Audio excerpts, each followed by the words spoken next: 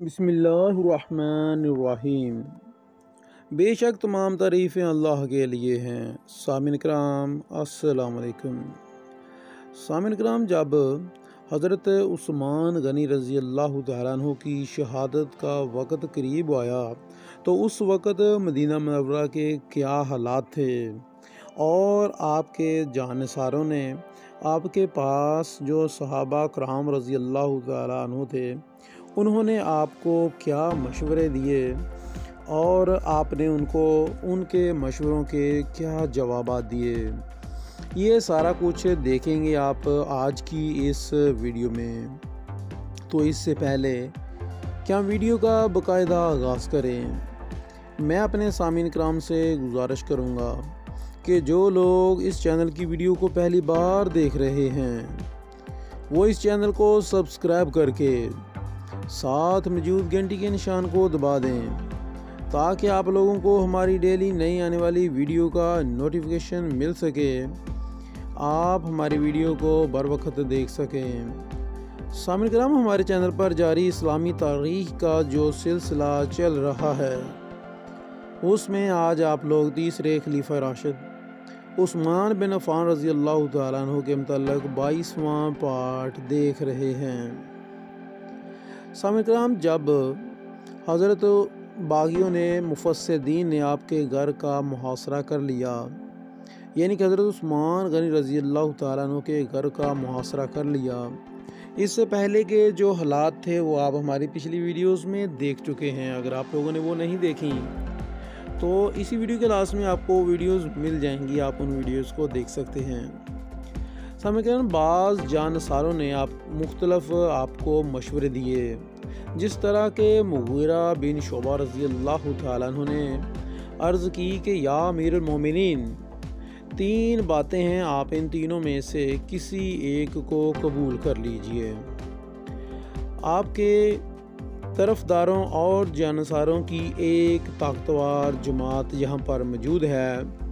ये उन्होंने सबसे पहले बात की मुग़ीरा बिन शुबा ने कि आपके जानसारों की और आपके वफ़ादारों की एक ताकतवर जमात यहाँ पर मौजूद है, आप इनको लेकर निकलें, बाहर निकलें और बागियों का मुकाबला करें और इनको जहाँ से निकाल दीजिए। और फरमाया कि आप हक़ पर हैं और मुफस्सिदीन हासिदीन बातिल पर हैं। लोग हक़ का साथ देंगे, यानी कि लोग आपका साथ देंगे, आप हक़ पर हैं। और फिर फरमाया उन्होंने कि अगर आपको ये मंजूर नहीं तो फिर सदर दरवाज़ा छोड़कर, यानी कि जो आपका मेन दरवाज़ा है उस तरफ, क्योंकि मुफस्सिदीन ज़्यादा हैं तो आप अपना सदर दरवाज़ा छोड़कर दूसरी तरफ से दीवार तोड़कर इस मुहासरे से निकलें और अपनी सवारी पर बैठकर मक्का मुआज़मा चले जाएं। वो हरम है, यानी कि वो हरम पाक है, वहाँ ये लोग ना लड़ सकेंगे। वहाँ यानी कि उनका ज़हन था कि वहाँ पर ये लोग लड़ाई नहीं करेंगे। और फिर उन्होंने फरमाया कि अगर ये भी आपको मंजूर नहीं है तो फिर आप मुल्क शाम चले जाएं। शाम के लोग वफ़ादार हैं और सबसे बढ़कर के वहाँ अमीर मुआविया रज़ी अल्लाह तआला अन्हु मौजूद हैं, वो वहाँ के हुक्मरान हैं, गवर्नर हैं, वहाँ के वली हैं। तो इस पर हज़रत उस्मान रज़ी अल्लाह तआला ने फरमाया कि मैं बाहर निकल कर इनसे जंग करूं तो मैं वो पहला खलीफा बनना नहीं चाहता जो उम्मते मुहम्मदिया की खून रेज़ी करे, और अगर मैं मक्का मुआज़मा चला जाऊं तो भी इसकी उम्मीद नहीं कि ये लोग हरम इलाही की, यानी कि हरम पाक की तौहीन ना करेंगे। इनसे ये भी उम्मीद है कि ये वहाँ पर भी जंग से बाज नहीं आएंगे। और मैं आप सल्लल्लाहु अलैहि वसल्लम की पेश गोई के मुताबिक वो शख्स नहीं बनना चाहता जो मक्का जाकर इसकी बेहुरमती का बायस होगा, और मैं दूसरी तरफ शाम भी नहीं जा सकता کہ میں اپنی ہجرت کے گھر یعنی کہ جہاں پر میں نے مکہ سے ہجرت کی مدینہ کی طرف، میں اپنے اس گھر کو نہیں چھوڑ سکتا، اور رسول اللہ صلی اللہ علیہ وسلم کے جوار کو نہیں چھوڑ سکتا، یعنی کہ جہاں پر مدینہ میں، کیونکہ نبی کریم صلی اللہ علیہ وسلم کا جوار ان کی قبر مبارک ہے، تو میں اس جگہ کو بھی نہیں چھوڑ سکتا۔ تو حضرت عثمان رضی اللہ تعالیٰ عنہ کا گھر چونکہ کافی بڑا تھا، وسیع تھا، اور دروازے پر اور گھر میں کافی صحابہ اور عام مسلمانوں کی خاصی جماعت موجود تھی، جن کی تعداد بھی کافی زیادہ تھی، اور اس جماعت کے جو سردار تھے وہ حضرت زبیر رضی اللہ تعالیٰ عنہ کے بہادر صاحبزادے، ان کے بیٹے حضرت عبداللہ بن زبیر رضی اللہ تعالیٰ عنہ تھے۔ وہ حضرت عثمان رضی اللہ تعالیٰ عنہ کی خدمت میں حاضر ہوئے اور عرض کی کہ اے امیر المومنین، اس وقت گھر کے اندر ہماری خاصی تعداد موجود ہے، یعنی کہ ہماری کافی جماعت ہے، اگر آپ اجازت دیں تو میں ان باغیوں سے لڑوں، میں باہر نکل کر اپنی جماعت کو لے کر جاؤں اور ان باغیوں سے لڑوں۔ تو اس پر حضرت عثمان رضی اللہ تعالیٰ نے فرمایا، اگر ایک شخص کا بھی ارادہ ہو تو میں اس کو خدا کا واسطہ دیتا ہوں، کہ یعنی کہ اگر ایک شخص کا بھی آپ میں سے یہ ارادہ ہے کہ آپ ان سے جا کر لڑیں، تو میں اس کو خدا کا واسطہ دیتا ہوں کہ میرے لیے اپنا خون نہ بہایا جائے۔ سامعین کرام، گھر میں اس وقت 20 سے زیادہ غلام تھے، آپ نے ان کو بلا کر ان کو بھی آزاد کر دیا۔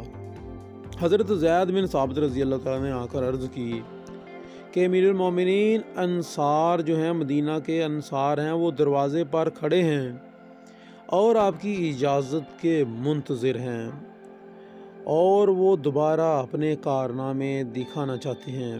آپ نے فرمایا، اگر ان کا ارادہ لڑائی کرنا ہے، اگر لڑائی کرنا مقصود ہے تو میں اجازت نہیں دوں گا۔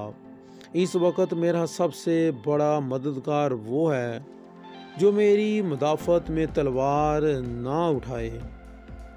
حضرت ابو ہریرہ رضی اللہ تعالیٰ عنہ نے اجازت مانگی تو فرمایا، اے ابو ہریرہ، کیا تمہیں پسند آئے گا کہ تم تمام دنیا کو اور ساتھ ہی مجھ کو بھی قتل کر دو؟ عرض کیا، نہیں۔ فرمایا کہ اگر تم نے ایک شخص کو بھی قتل کیا تو گویا سب کو قتل کر دیا، یعنی کہ سب قتل ہو گئے۔ آپ نے یہ سورۃ مائدہ کی آیت نمبر 5 کی اور آیات نمبر 6 کی طرف اشارہ کیا ہے، جس میں ہے کہ اگر اپنے ایک انسان کو بھی قتل کیا تو اپنے پوری انسانیت کو گویا قتل کر دیا۔ سامعین کرام، حضرت عثمان رضی اللہ تعالیٰ عنہ کا یہ جواب سن کر ابو ہریرہ رضی اللہ تعالیٰ عنہ واپس لوٹ آئے۔ سامعین کرام، حضرت عثمان رضی اللہ تعالیٰ عنہ کو حضرت محمد صلی اللہ علیہ وسلم کی پیش گوئیوں کے مطابق یہ یقین تھا کہ ان کی شہادت مقدر ہو چکی ہے۔ آپ صلی اللہ علیہ وسلم نے کئی دفعہ، کئی متعدد مرتبہ ان کو اس سانے سے خبردار کیا تھا اور صبر و استقامت کی تاکید فرمائی تھی۔ حضرت عثمان رضی اللہ تعالیٰ عنہ اس وقت اس وصیت پر پوری طرح قائم تھے اور ہر لمحہ ہونے والے واقعے کے منتظر تھے۔ جس دن شہادت ہونے والی تھی، آپ روزے سے تھے، جمعے کا دن تھا۔ خواب میں دیکھا کہ ان حضرت صلی اللہ علیہ وسلم اور حضرت ابوبکر صدیق رضی اللہ تعالیٰ عنہ اور عمر رضی اللہ تعالیٰ عنہ تشریف فرما ہیں اور ان سے کہہ رہے ہیں کہ اے عثمان، جلدی کرو، تمہاری افطار کے ہم منتظر ہیں۔ آپ بیدار ہوئے تو حاضرین سے اس خواب کا تذکرہ کیا۔ سامعین کرام، اہلیہ محترمہ سے فرمایا کہ میری شہادت کا وقت آ گیا ہے، باغی مجھے قتل کر ڈالیں گے۔ انہوں نے کہا، امیر المومنین، ایسا نہیں ہو سکتا۔ فرمایا، میں یہ خواب دیکھ چکا ہوں، اور ایک روایت میں ہے کہ ان حضرت صلی اللہ علیہ وسلم فرما رہے ہیں کہ عثمان رضی اللہ تعالیٰ عنہ، آج جمعہ میرے ساتھ پڑھنا۔ میں یہ دونوں خواب مذکور ہیں اور ابن حنبل میں صرف پہلے خواب کا ذکر ہے سامعین کرام۔ پھر پجامہ جس کو کبھی نہیں پہنا تھا منگوا کر پہنا، اپنے 20 غلاموں کو بلا کر آزاد کیا اور قرآن کریم کھول کر تلاوت میں مصروف ہو گئے۔ سامعین کرام، اس کے بعد کیا ہوا یہ آپ انشاءاللہ جانیں گے ہماری اگلی ویڈیو میں۔ تب تک کے لیے اجازت چاہتا ہوں، دعاؤں میں یاد رکھیے گا۔ اللہ نگہبان۔